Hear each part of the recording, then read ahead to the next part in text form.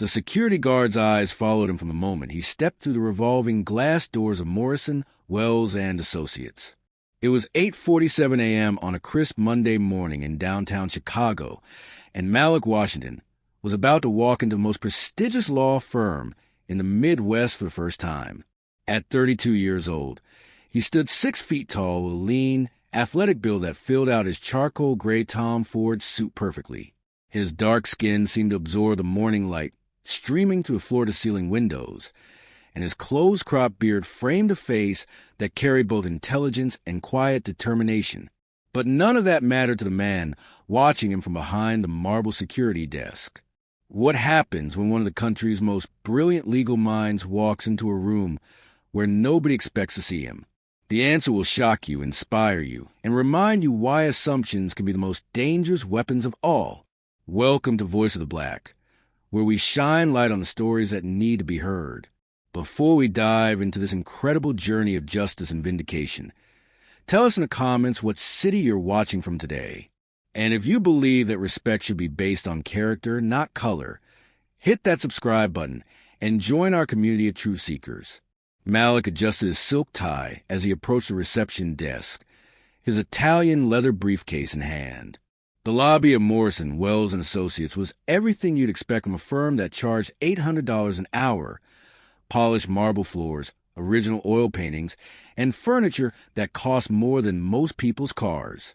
The receptionist, a blonde woman in her early 30s named Patricia, looked up from her computer screen with the kind of smile that didn't quite reach her eyes. "Good morning," Malik said, his voice carrying the confidence of someone who'd argued cases before the Supreme Court. "I'm here to see—" "Excuse me, sir," Patricia interrupted, her tone shifting to something cooler, more guarded. "Are you here for delivery?" Malik paused, his eyebrows raising slightly. "I'm sorry." "A delivery," she repeated, looking past him as if searching for packages or a dolly. "We usually have deliveries come through the service entrance on the side of the building." The lobby fell silent, except for the soft jazz playing from hidden speakers. Malik felt the familiar weight of a moment he'd experienced too many times before, that split second when someone looked at him and saw only what they expected to see, not who he actually was. "I'm not here for delivery," he said evenly. "I'm here for a meeting." Patricia's smile became even more strained. "Do you have an appointment?" "Our attorneys are very busy, and we don't typically take walk-ins." Behind him, Malik could hear whispered conversations from other visitors in the waiting area. A man in a navy suit leaned over to his companion and muttered something under his breath.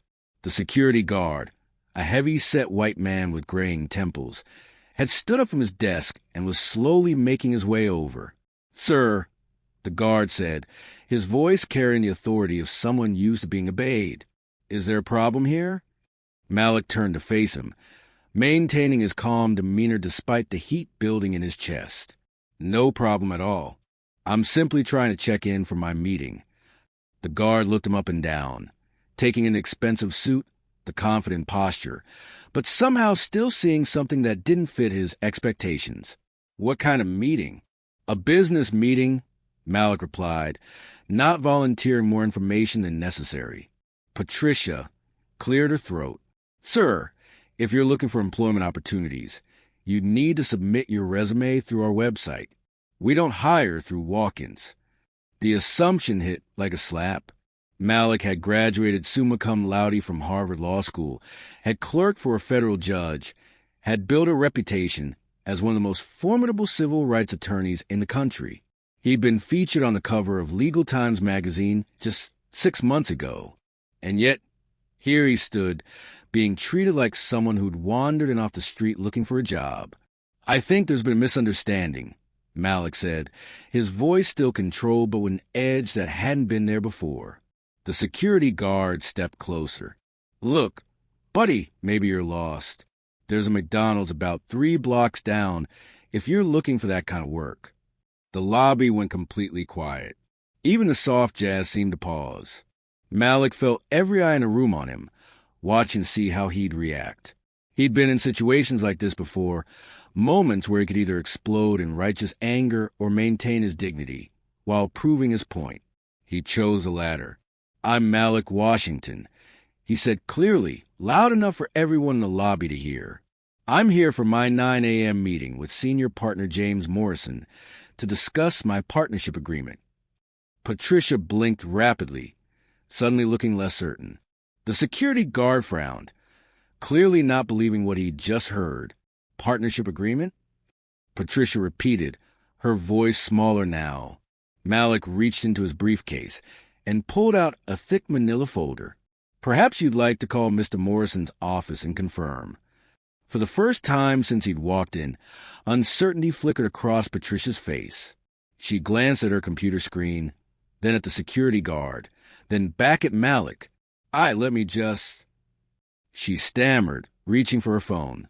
But before she could dial, the elevator doors at the far end of the lobby opened with a soft chime. James Morrison himself stepped out, a distinguished man in his late 50s with silver hair and a presence that commanded respect. He was deep in conversation with another partner, but when his eyes swept the lobby and landed on Malik, his face lit up with genuine pleasure. "Malik," Morrison called out, striding across the marble floor with his hand extended. Right on time, as always. The lobby seemed to freeze. Patricia's hand hovered over the phone receiver. The security guard's mouth fell slightly open. The whispered conversations stopped mid-sentence.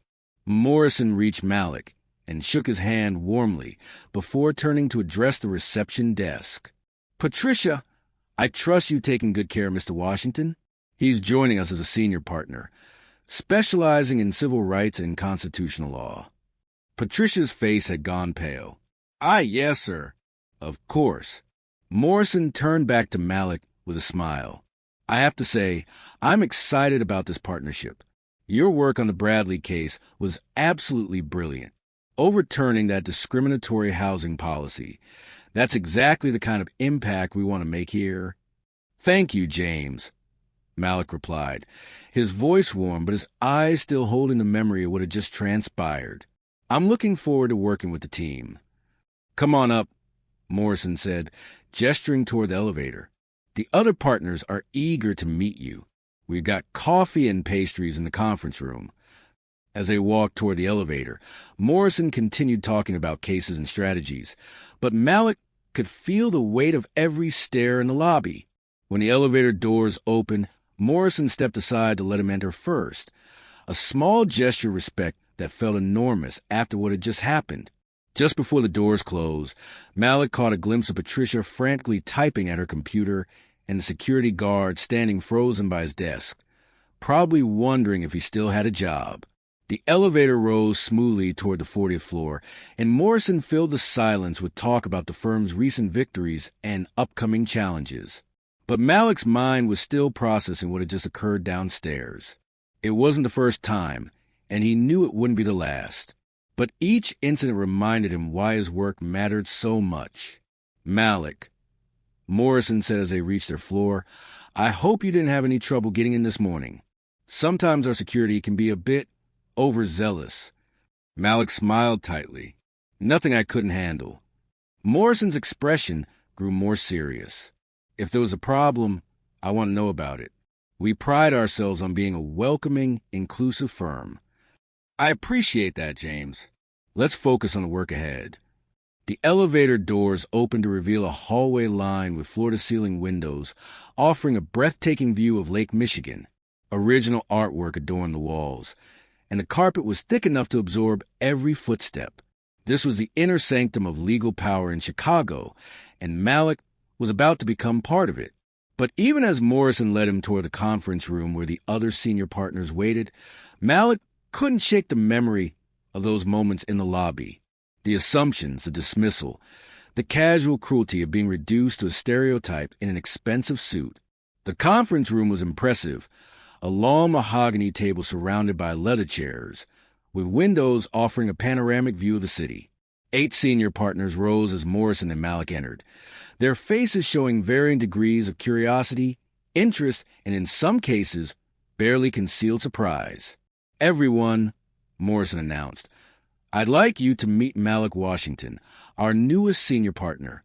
The introductions were professional, polite, but Malik had spent enough time in rooms like this to read the subtle dynamics at play. Some partners seemed genuinely welcoming. They'd clearly done their research and knew about his reputation. Others appeared more reserved, their handshakes a bit too brief, their smiles not quite reaching their eyes. Dr. Elizabeth Chun, one of only 2 other people of color among the senior partners, stepped forward with a warm smile. Malik, I've been following your work for years. Your brief in the Martinez voting rights case was masterful. Thank you, Elizabeth. I'm looking forward to collaborating. As the meeting progressed, Morrison outlined Malik's role and the cases he'd be taking lead on. The discussion was productive, focused on legal strategy and firm business, but Malik remained alert to the undercurrents in the room. He'd learned long ago that success wasn't just about being brilliant. It was about navigating the complex social and political dynamics that existed in every workplace, especially in predominantly white institutions. After an hour, the meeting broke up and Morrison walked Malik to his new office. It was corner suite with windows facing both the lake and the downtown skyline, a space that clearly conveyed status and importance. "This is incredible, James," Malik said, setting his briefcase on a massive oak desk. "Thank you." Morrison lingered in the doorway. "Malik, I want to address what happened downstairs." Malik looked up from examining the law books that lined the built-in shelves. "It's fine, James." "Really?" "No, it's not fine. Patricia called me right after you came up. She was concerned about how she'd handled your arrival." "Concerned?" Morrison closed the office door behind him. "She told me what happened. How she assumed you were there for a delivery. How our security guard made that comment about McDonald's." His face was flushed with embarrassment. "That's completely unacceptable." Malik sat down in his new leather chair, studying Morrison's expression. "What are you going to do about it?" "Patricia will be attending sensitivity training immediately. As for the security guard, well, let's just say he won't be making assumptions about our clients or partners anymore." "You're firing him?" Morrison's jaw was set. A man who represents our firm to the public cannot treat people that way. What if you had been a client? What if you had been a prospective partner who decided to take your talents elsewhere because of how you were treated? Malik nodded slowly. He appreciated Morrison's response, but he also knew that firing one security guard wouldn't change the deeper issues at play. Still, it was something. "I want you to know," Morrison continued, "that I personally recruited you not just because of your legal brilliance, but because I believe you can help us become the firm we claim to be, diverse, inclusive, representative of the communities we serve." That's a heavy burden to place on one person's shoulders, James. Morrison looked uncomfortable. "I don't mean to suggest that you're responsible for fixing everything, but your presence here, your perspective, your success, it matters." After Morrison left, Malik stood at his window, looking out at the city below. Chicago stretched out before him, a metropolis of opportunity and challenge, of progress and persistent problems. From his 40th floor perch, the people on the streets looked tiny, insignificant, but he knew better. Each of those dots represented a story, a struggle, a dream deferred or achieved. His phone buzzed with a text from his wife, Keisha. "How was the first day? Did you shake things up yet?" He smiled, typing back, "You could say that. I'll tell you all about it tonight." The rest of the morning passed in meetings with potential clients and case reviews with junior associates. By lunch, word had spread throughout the firm about the new senior partner and, inevitably, about the incident in the lobby. Some associates made a point of stopping by his office to introduce themselves. Others seemed to find reasons to walk past his door, stealing glances at the man who had caused such a stir on his first day. Around 2 p.m., there was a soft knock on his door. "Come in," Malik called. Patricia entered, looking nervous and contrite. She was carrying a small plant in a decorative pot. "Mr. Washington, I wanted to apologize for this morning. There's no excuse for how I treated you." Malik leaned back in his chair, studying her face. Apology accepted, Patricia. She set the plan on his desk. A small peace lily in a ceramic pot painted with abstract designs. I brought this as a welcome gift. And I wanted you to know that I've been with this firm for 8 years, and I've never... I don't usually... Patricia, Malik said gently, we all make assumptions sometimes. The question is, what we do when we realize we were wrong. She nodded, tears gathering in her eyes. I was raised better than that. My parents taught me to treat everyone with respect, then honor their teaching going forward. After she left, Malik examined the peace lily. It was a small gesture, but a meaningful one. Real change often started with moments like this. Individual encounters that force people to confront their own biases and choose to do better. The afternoon brought a steady stream of work.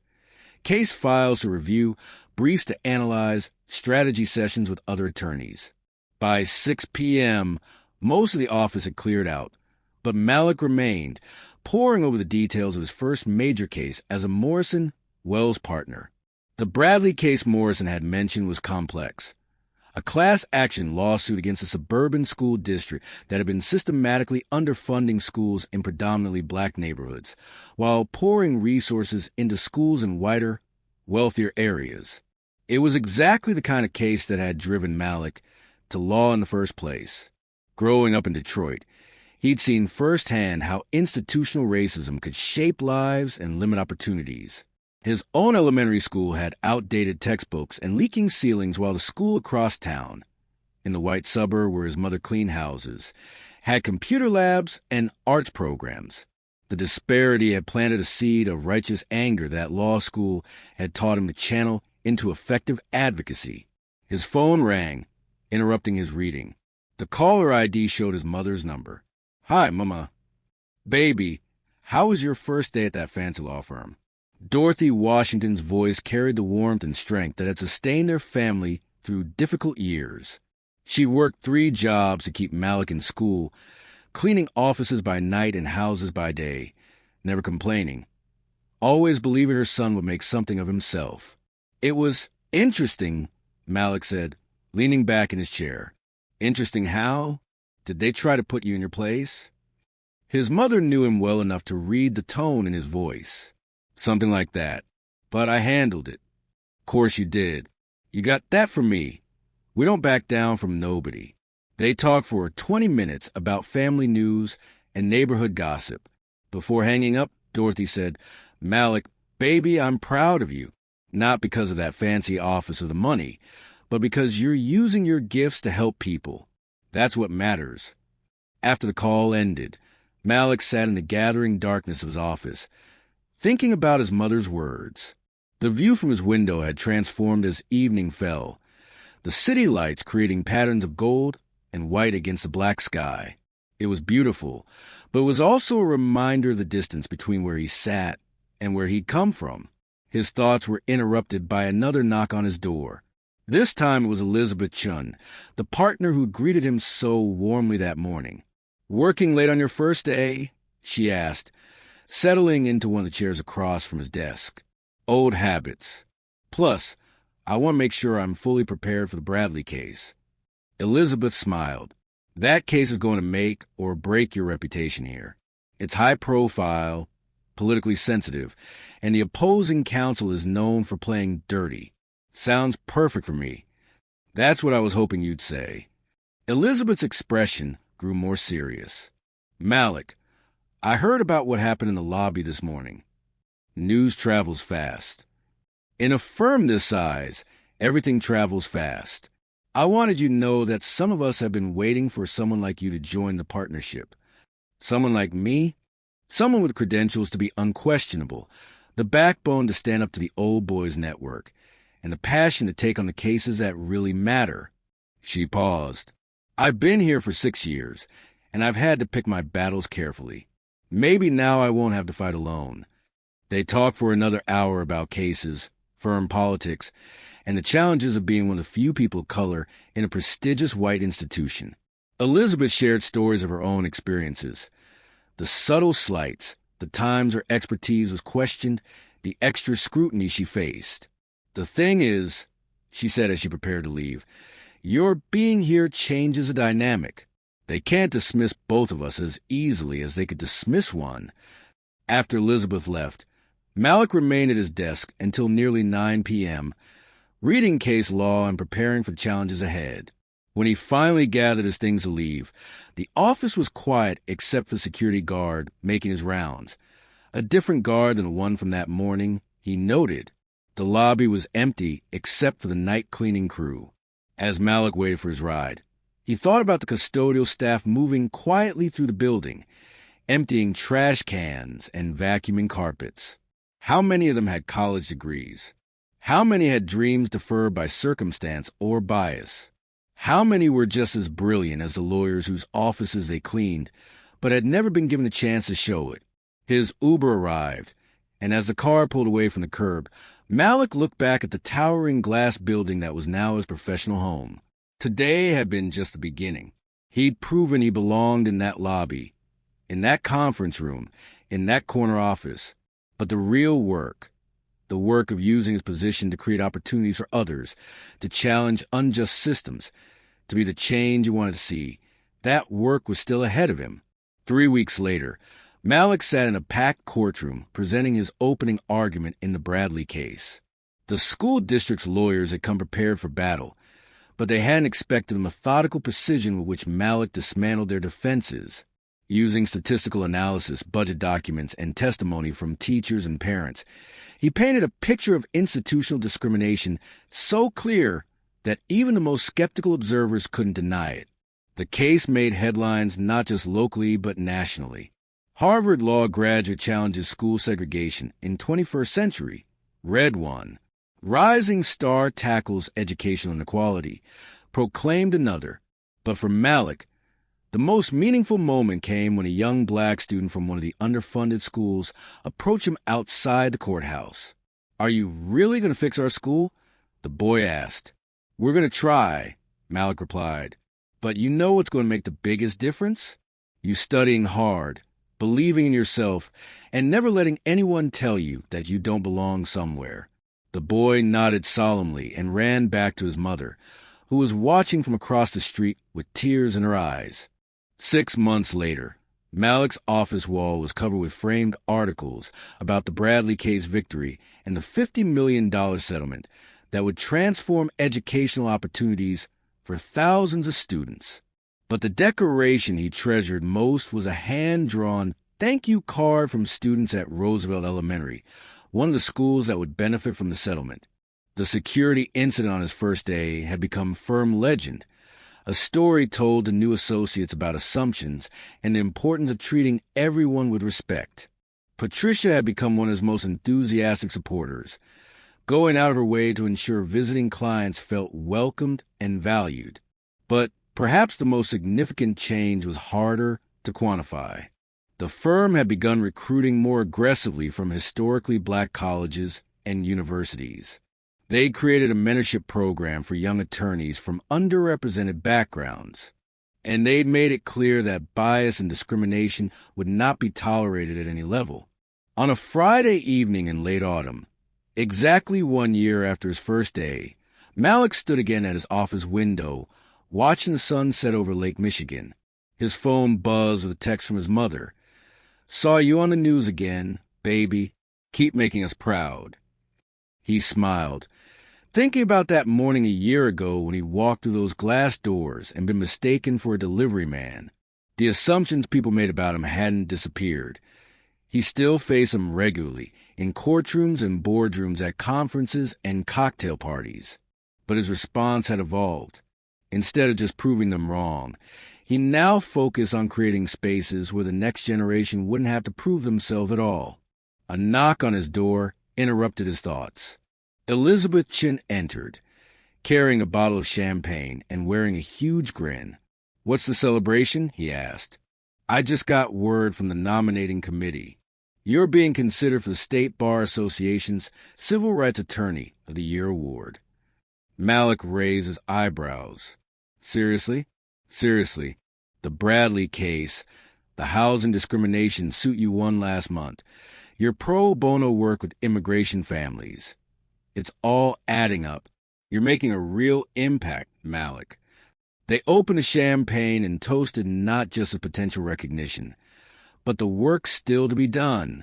As they talked, Malik reflected on the journey that had brought him to this moment. From a kid in Detroit watching his mother clean other people's offices to a senior partner in one of the most prestigious firms in the country, the path had been neither straight nor easy. But every challenge, every moment of doubt, every incident like that first day in the lobby had reinforced his sense of purpose. He wasn't just practicing law. He was fighting for justice. He wasn't just succeeding. He was opening doors. He wasn't just making money. He was making change. Later that evening, as he finally prepared to leave the office, Malik paused at the elevator bank where it all began. The same marble floors, the same soft lighting, but everything had changed. Or maybe everything had stayed the same, and he had simply claimed his rightful place in it. The elevator doors opened, and he stepped inside, heading down to the lobby where his assumptions had been challenged and his resolve had been strengthened. Tomorrow would bring new cases, new challenges, new opportunities to prove that talent, determination, and justice were more powerful than any stereotype. As the elevator descended, Malik Washington allowed himself a moment of satisfaction, not because he had arrived, but because he was still climbing. And with each floor he rose, he was bringing others up with him. The security guard at the front desk, a new hire who'd been properly trained, nodded respectfully as he passed. "Good night, Mr. Washington." "Good night, Marcus. Have a safe evening." And with that, Malik walked through those same glass doors that had once seemed like barriers, now knowing they were merely the entrance to possibilities he was still discovering. Never assume you know someone's story based on how they look or where you think they belong. Talent doesn't have a color, brilliance doesn't have a uniform, and success doesn't always announce itself.